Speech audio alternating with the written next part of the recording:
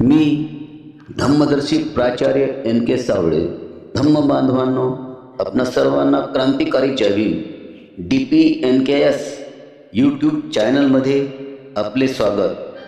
बाबासाहेब आंबेडकर आपल्या वडिलांना विचारायचे, बाबा तुम्ही नाही जेवत? आणि रोज वडिलांचं उत्तर ठरलेलं, तुमचं होऊ द्या, तुमचं झाल्यावर मी जेवतो। 5व्या 6व्या दिवशी पेपरवरनं आल्यावर डॉक्टर भीमराव आंबेडकर जेवायला बसले होते।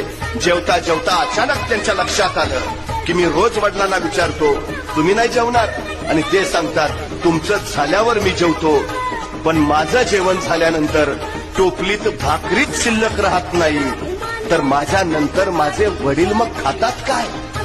त्यांनी जेवता जेवता वडिलांना विचारलं, बाबा मी रोज तुम्हाला विचारतो तुमचं जेवण, आणि तुम्ही सांगता की भीमराव तुम्ही जेवून घ्या, तुमचं झाल्यावर मी जेवतो, पण बाबा माझं जेवण झाल्यानंतर टोपलीत भाकरीच शिल्लक राहत नाही, मग तुम्ही खाता काय? तुम्हाला भूक नाही का लागत? तसे रामजी बाबा म्हणाले, भीमराव माझी भूक या भाकरीनं भागणारी नाही, तुम्ही एवढे मोठे व्हा की तुमचं ते